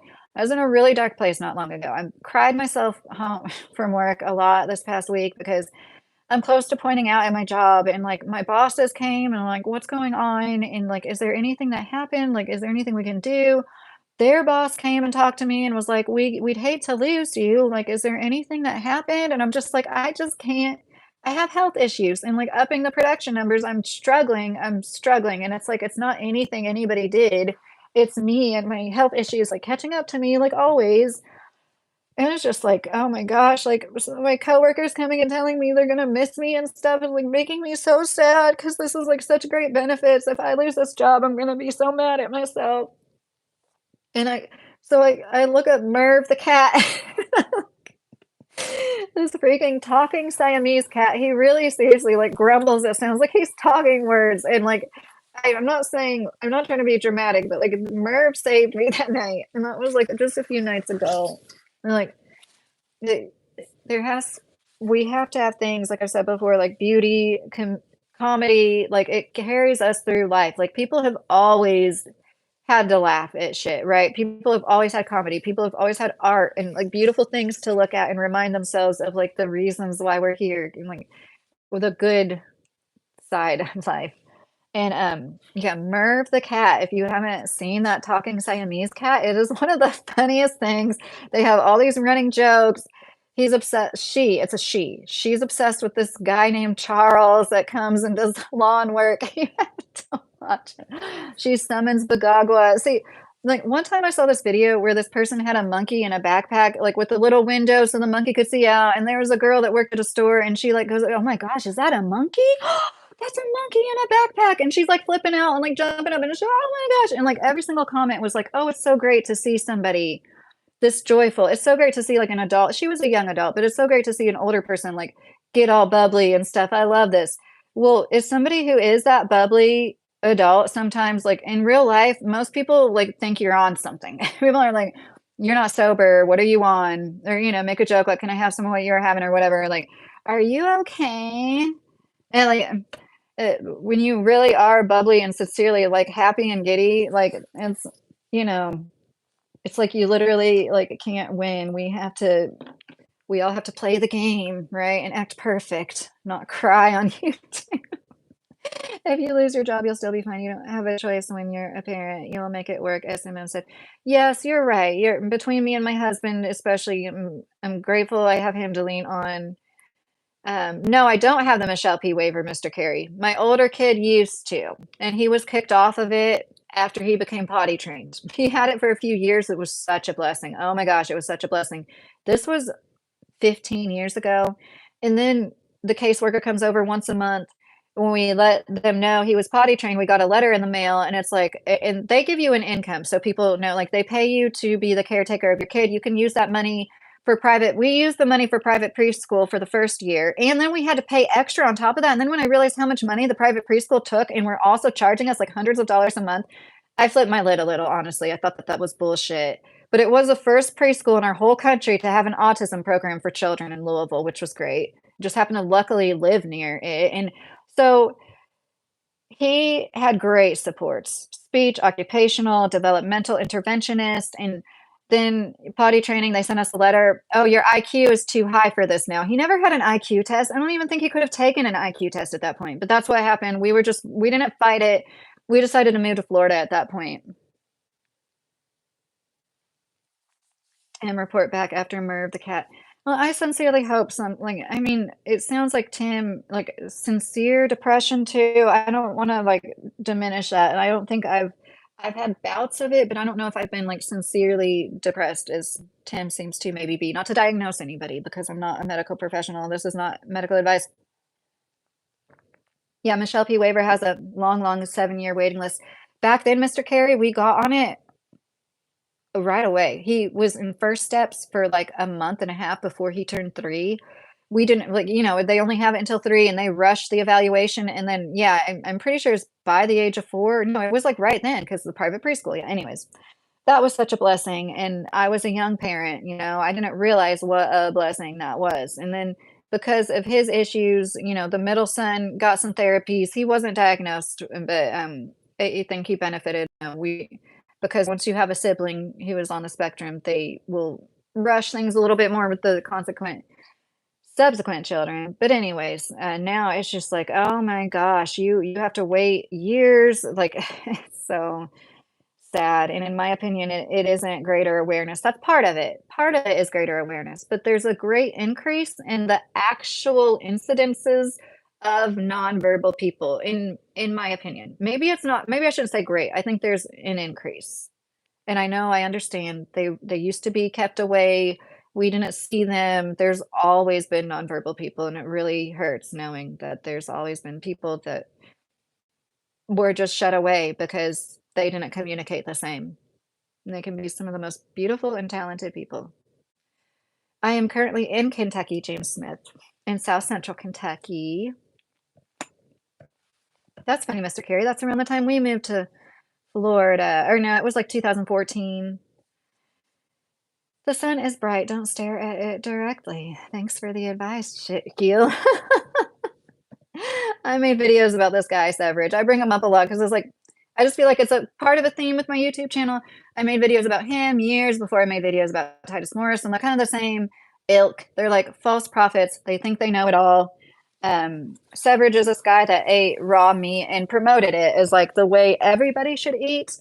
And he what is it called? People that stare into the sun to get energy and they don't eat and they claim that the energy they get is all from the sun. It's not breatharianism. That's like, is it breatharian? Breatharian? Why am I burping from this water? Excuse me. Tim said, I'm really depressed. Tim, have you always been really depressed? I'm sorry to pry, but like, have you always been like that your whole life, like even as a child? I remember somebody else said that in one of my chats and it really struck me. They said, I've always been depressed, even as a child. And I just, God, I hate hearing that. But mama, that's where the fun is, DNC said. Me too, Tim. I feel ya, Mr. Carey said. Not trying to get worms here, Sebastian. Oh gosh, my mom freaked me out about worms. 59 days and I wake up and I get to hold my wife and kids and never coming back here. SMM. Oh, 59 days, you're counting down. Sun gazers. Sun gazing might have been it. Chlorophyll people. Wasn't it? But like gazing might be it. But this guy was a trip, and it just showed how it was like orthorexia type behavior. He went from thinking he could get energy from the sun to the point where he was hospitalized and had to be refed because he was basically anorexic at that point. And he said to the doctor in the hospital was like, "Ooh, I agree with you," and whatever. But this guy is like a total bastard, in my opinion. That sounds so mean, but he like really talks crap about people who work. And low key, in my opinion, this is just completely speculative, but I think like low key Stephanie and Titus, like they feel like the people that are, oh, I can show you the way. I'm going to make a career. I'm going to make money off of, I'm going to bring children into this world with the source of stability being me telling other people how to live. Like I know that and they're sharing how they live sometimes, just purely just home video type stuff. But there's that same mentality of like, I'm better than you peons that have to work a job. And I'm like so the opposite of that. Anybody that has worked for years of their life, anybody that anybody that hasn't ever worked and doesn't have a disability, a reason why. I look down on them. I don't look down on people who work. Like, what the heck? Even if I did start making YouTube money, I would look at it as like such a blessing and a short-term thing, and I'd use it as a springboard to start a business or, pay for a degree that I could make money in my 40s and 50s. Like, I'm obviously not going to make YouTube money the rest of my life, right? And it's that same mentality. Like Severage, the raw meat eating guy, he would straight up say, like, "You're an idiot if you work. You're an idiot." And you're like, can I crash on your couch tonight? Can I, like, put my food in your fridge, use all your utilities and resources that your job pays for, and turn around and talk shit about it?" Like, he was a couch surfer. He didn't have his own place, and it was like people that followed him were like, it was a cult, in my opinion, too. They believed in him with a religious fervor. At least Titus actually has the Bible as a guide. No, this other guy was just like I forget his name. It was some European man had written a book in the 80s, and like this man died. It might have been an accidental death. It also might have been a heart attack. This man died at a pretty young age who was promoting the raw carnivore diet. But of course, I don't think he was like a great representation necessarily, but it was like he read one book and he took it and ran with it and called everybody else an idiot that worked a job. And I just think, Josh, I'm sure most people that just like come into my life get lost. I'm sorry. I'm like all over. I'm in South Central Kentucky, comfy clothes, because I've talked about people like the guy I was just talking about, Titus Morris. I don't really say the exact town. I was born in Louisville. At sunrise, I stare at the sun with my eyes closed. It does have benefits. Jay Hardy, that's so neat. No, I can totally see that because that makes sense to me because for most of human history, that was a thing that occurred, right? Like, we would be, like, waking up and the sun would be shining down on our faces or something, like, that just makes sense to me.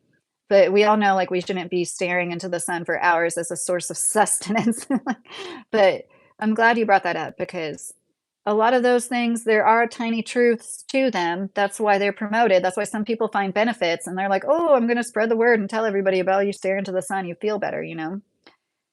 In a certain kind of small way, it could be therapeutic, but it's definitely sounds like Liver King Sebastian said, a lot like the Liver King, and he also turned out to be a fraud, right? Didn't he say that he admitted to using steroids? Oh my goodness. The sun isn't that bright. Try staring at it directly. Oh gosh, I don't think I could. My eyes are very sensitive to bright lights. I don't think I could do that. Your kids live in Kentucky, comfy clothes? That's neat. Do you ever come to Kentucky? But have you been super depressed your whole life, Tim? Like a lifelong thing? Your kids live in Adair County. That's cool. We're all people. Yes, for sure. Everybody's welcome here. And just the most judgmental I get when it comes to people that basically are possibly harming people, especially children, with their actions and or advice. But we also like to talk about all sorts of stuff on this channel. It's not just commentary about other YouTubers. Yes, Liver King lied about taking steroids. Is a fried chicken better in Kentucky? Sebastian said. Well, I wouldn't say it necessarily, no. I'm sure there are places that have excellent food, like any city, even the small towns here. But Louisville, Lexington, I think they have like the best food, but probably say that about any American city. There's a good variety. There's a lot of really, really good restaurants in Louisville. Comfy clothes. I don't come there often. I live in Indianapolis and I come here more so often than I go. Oh, that's neat, comfy clothes. I grew up in southern Indiana, about an hour away from Indianapolis for a lot of my life. Indianapolis is such a cool city. Lee's famous recipe. Oh gosh, the worst food poisoning I ever got in my life was a fish from Lee's. Ugh. Not my whole life. The first time I started being depressed was when I was 19, and I'm 35 now. Well, I'm glad to hear that you weren't your whole entire life, but at the same time, I'm sorry to hear that it's happened for so long. Liver King, I don't know much about him, but that is crazy about the steroids. Yeah, he really promoted eating raw meat and tried to act like he had this, like, Jason Samoya type. Is that the guy's name? Physique from eating the raw meat, and he was taking steroids. And Severage, that guy I keep bringing up, he had a muscly physique too, and people did speculate about that, but I wouldn't say it was like obvious he was doing anything like that. But that was part of the appeal. These guys would see him and his physique and be like, "Oh, okay," like, and he it just did some really gross displays. Like he killed a squirrel once in like front of a vegan restaurant or some vegan something. Like started eating the squirrel. Like he barely did stuff like that. Usually he would buy meat from a store or whatever, but like he would like outlandish stuff. That's not going to change anybody's mind. That's not going to make anybody eat any differently than what they were already before, right? If anything, you might be grossing them out more against meat. But I do really believe, in my opinion, I think it's our diet is quite possibly like our blood type or like our whatever came our ancestors, our ancestry, our heritage, ethnicity might play a role into what we should eat the most of. Like it's not the same across the board for everybody, in my opinion. I think like there are people out there that probably benefit more from more plant-based diets than others, and then there's people out there that probably would benefit from more meat-based. Oh, Jeff, I've been married for 15 years now, so no. My uncle did sign work for Lee's Famous in Adair in Taylor County and Green. Oh, that's cool, Mr. Carey. So you have relatives that live in Kentucky, Mr. Carey? You sounded like you were from Indiana. You definitely don't have that South Central Kentucky accent. You speak proper, comfy close. Yeah, I have more of a Midwest. It's funny, nobody thinks I have an accent in Indiana or Kentucky, but in Florida, people are like, "What's your accent? Where are you from?" um, Tate, hey Tate Rogers Gaming. Tate Rogers has a small town, listen to me, a small channel. If anybody likes to support YouTubers, geez Louise, I can't speak. Burgers, meat. And yeah, there's a few, I'm 38, Peter. There's a few, well, no. I don't know why when you said that, I just thought about burying my deceased cat. Mr. Carey, yes, my grandpa grew up with the Kentucky headhunter dad. Oh, cool. Comfy clothes. My stomach can't handle meat often. I'm a lot more healthy when I eat clean. I try not to eat meat more than one night a week. That's good. That's good that you know your body. I'm a huge fan of lentils. You're 40. I love lentils because not only are they cheap, but like it's such a good source of protein, and it's just always been an easy thing for me to eat. They're easy to make in different, they're always going to be lentils, but it's easy to make different seasonings and make them a little different.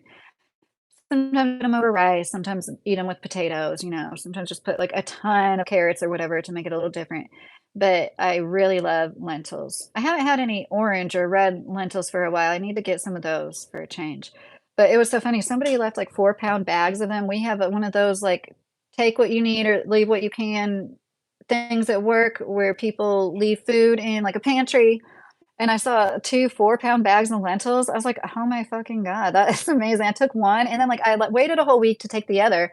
Nobody else took it. So I'm like, "Those 8 pounds of lentils, that's gonna be, like, months of my lentils." So I just had to share that with you guys. I think things like that, yeah, it could be just a coincidence, but I also really strongly believe in synchronicity and signs. I've been searching for those. That's why I'm like, I'm trying to like let it go. If I do have to leave this job, it was meant to be. It served me while it could. I got to get surgery to narrowly avoid getting a horrible form of cancer. And I really do believe it was because I have good insurance through this job because 3, 4 doctors before refused to give me surgery to remove the cancerous organ. They said it has to spread to other organs to do anything about it. And I have no doubt that that has to do with my income, being low class in their eyes, and having, a worse kind of insurance. So I know how to hide a chatter, Mr. Carey said. I bet I can't say that either, LJ. I didn't know my grandpa knew them until he passed, and the Kentucky headhunter sent flowers to the funeral home for my grandpa. Oh, that's so neat. There's a you have pancreatitis. Is that something that you're gonna be able to get rid of? That is or that lifelong, Comfy? Well, they have to let it spread first. That's ridiculous. Yeah, Sebastian. Once again, if you're a low income poor person, I don't believe they would have said it has to spread. This is cervical cancer. This is one of the worst forms of cancer a woman can get. It is so much more deadly. The outcome is so much worse if you let it spread. It is absolutely ridiculous that they did that. And like I must, Angelina Jolie, good. I'm glad that she did, but she got organs removed to prevent cancer. She didn't even have precancerous lesions yet, but she got organs to remove cancer. She got put on the cover of a magazine. A poor Kentucky factory worker deals with precancerous lesions for 10 years, had one mass removed, no anesthesia, completely awake. The thing this big cut out of me. It was horrible. And no pain relief for afterwards because they created the opiate epidemic and now we all have to suffer. Now, apparently, we're the ones that have to pay the price. Yes, Jeff Stark, I had the highest risk strains of HPV, the top 2 that cause 80% of cervical cancers, I had them both. I forget what numbers they were. One is 16, I believe. I had a I was promiscuous when I was 18 years old. I was groomed by a relative, and, I talked lightly about that. I intend on making more content. One of the reasons I wanted to make a YouTube channel was to speak out about sex work. No, I would not call myself an sex worker, but, sugar babe is prostitution. That's an and it's the most unsafe, unsustainable, dangerous form of work any young person can do, and, it was because of that, I believe I got both high risk strains of HPV, which led to this, and it's not worth it. And, like, adult media portrays a lot of unsafe acts. You hardly ever see people use protection. It's so horrible the way the increase in STDs, if you weren't aware, look it up. Increase in STDs, increase in AIDS, HIV in big cities is rampant. It is terrible. It has a lot to do with our culture, social media. There's so many people that are like, whatever it is, I can take medicine for it because they even make medicine for AIDS now, HIV, like whatever it is. No, you can't think like that. You can still have an infection, not know it, and real damage can be caused. Like it is just unreal. Like we need to all like have these conversations with our young people over and over, not just once. You can't just be one and done with it because the influence they have from all the oversexed bullshit is like every day, right? Like you were born in 1976, Mr. Carey. That's horrible. If they can't leave the relationship safely, it's not love.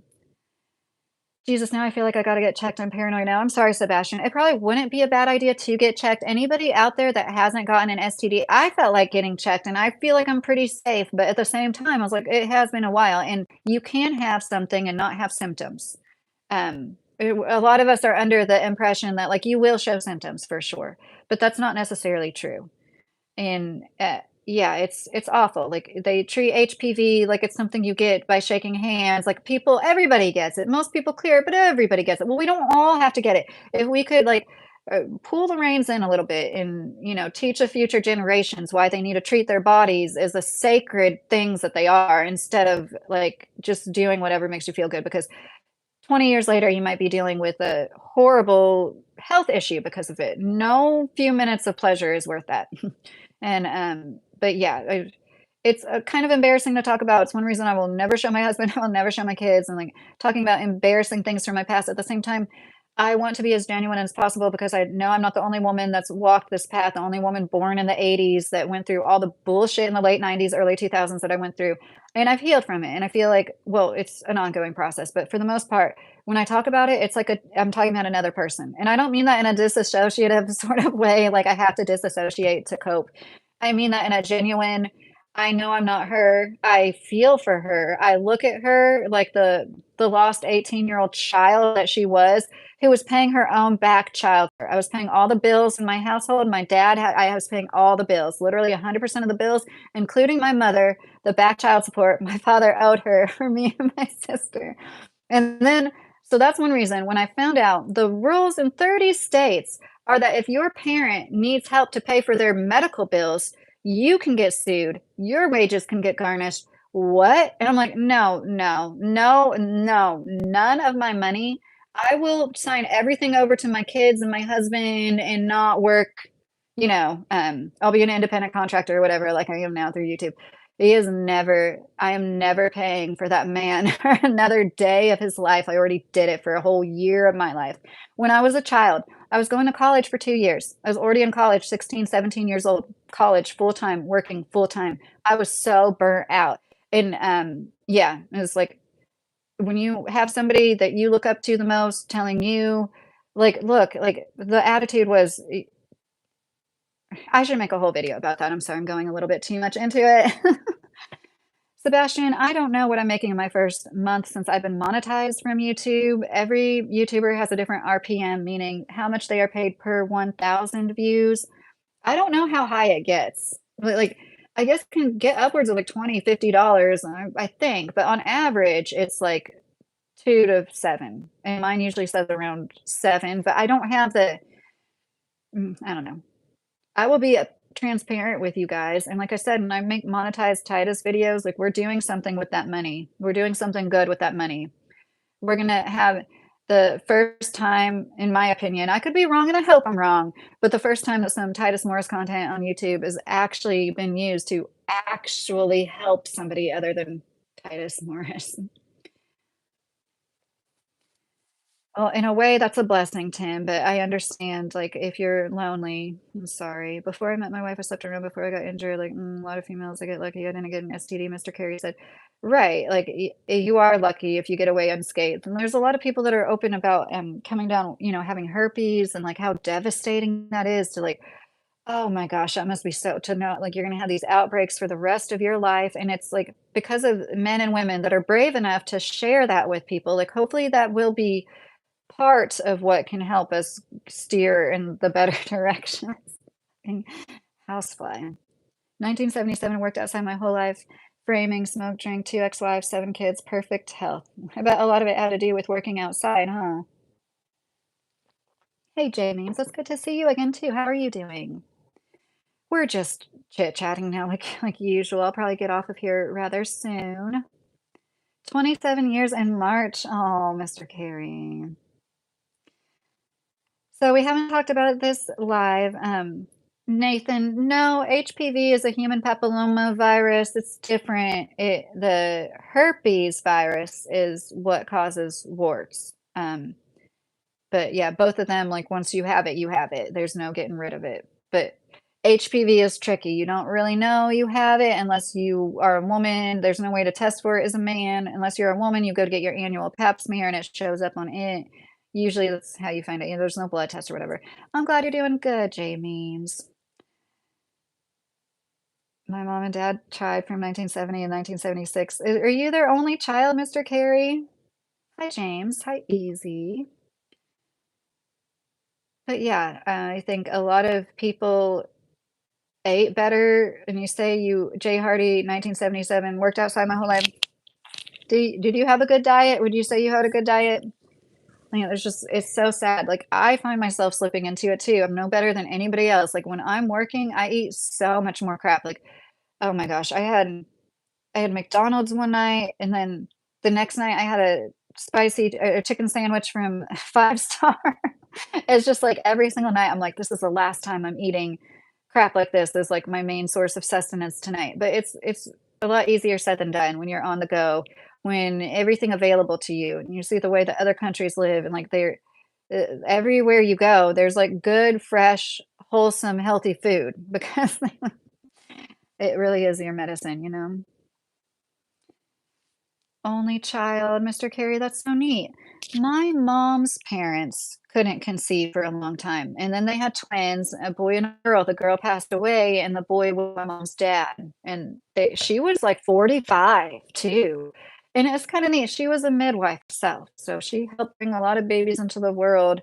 Couldn't have any of her own for a while, finally did, but yeah, I always thought that. Grimace, wait, what's wrong with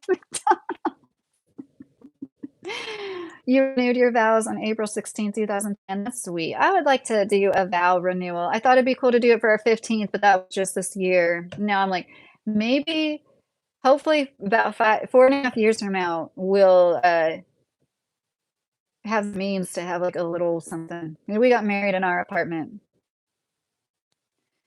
I never had a wedding. I never really wanted a wedding though. Why do people renew vows? And that Sebastian said.